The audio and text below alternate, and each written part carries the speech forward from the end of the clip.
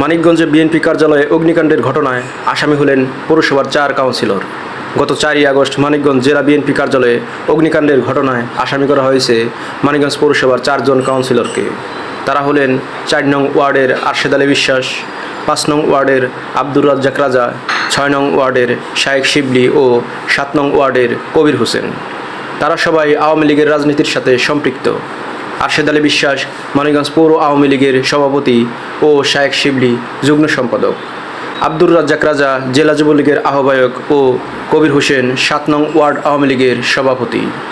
গত 25 সেপ্টেম্বর মানিকগঞ্জ সদর থানায় 91 জনের নাম উল্লেখ করে এবং 150 জন অজ্ঞাত ব্যক্তিসহ 241 জনের বিরুদ্ধে এই মামলা দায়ের করেন জাতীয়তাবাদী স্বেচ্ছাসেবক দল মানিকগঞ্জ পৌর শাখার আহ্বায়ক ও মানিকগঞ্জ জজ কোর্টের আইনজীবী মোহাম্মদ মুরাদ হোসেন।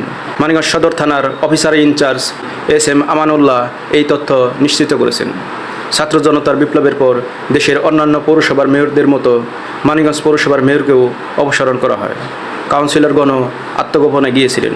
সম্প্রতি বেশ কয়েকজন কাউন্সিলর পৌরসভায় আসেন। এখনও অনুপস্থিত রয়েছেন আরশেদ আলী বিশ্বাস, আব্দুর রাজ্জাক রাজা। মেয়রের পরিবর্তে প্রশাসক হিসেবে দায়িত্ব পালন করছেন স্থানীয় সরকার বিভাগের উপপরিচালক সানজিদা জেসমিন।